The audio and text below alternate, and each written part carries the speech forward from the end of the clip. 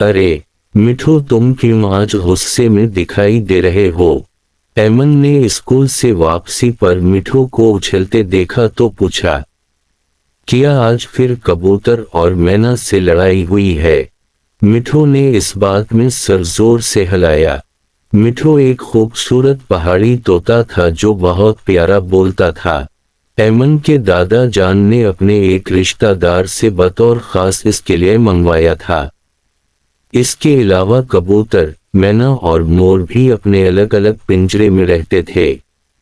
लेकिन मसला ये था कि मिठू की अक्सर उनके साथ लड़ाई होती रहती थी।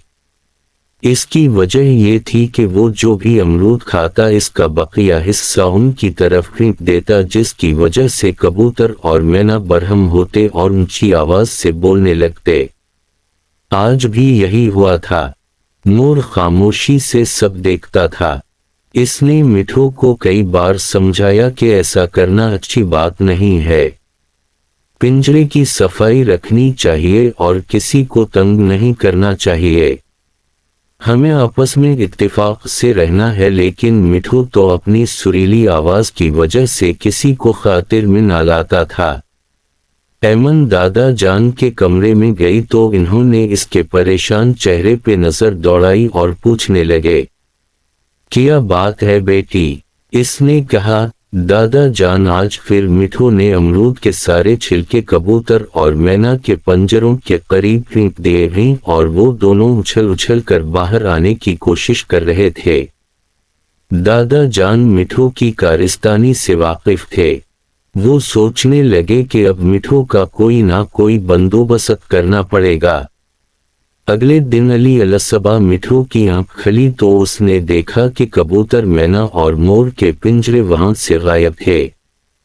इसने सोचा दादा जान उनको बाग में लेकर गए होंगे और उसके बाद मुझे भी आकर ले जाएंगे।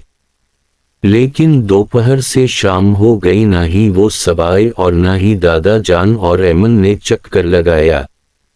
मिठू ने बेदिली से अमरूद खाया। अगली सुबह भी ऐसा ही हुआ। मिठू अकेला और उदास इधर उधर घूमता रहा। पहले मैना और कबूतर की वजह से दिल लगा रहता था।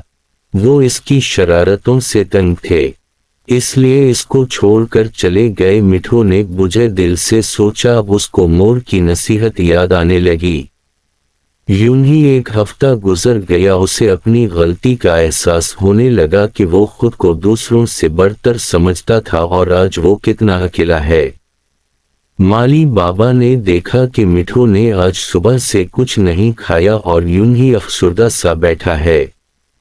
इसने दादा जान को बताया। सुबह मिठू की आंख तोते और मैना की चहचहाहट से खिली। वो खुशी से उछल पड़ा और सुरीली आवाज से कहने लगा, खुश आमदीद जी आया नो। दादा जान और ऐमन भी पास खड़े मुस्कुरा रहे थे। वो जान गए कि मिठू को अपनी गलती का एहसास हो गया है और मैना, कबूतर उसकी बेतहाशा खुशी के इजहार पर हैरान रह गए।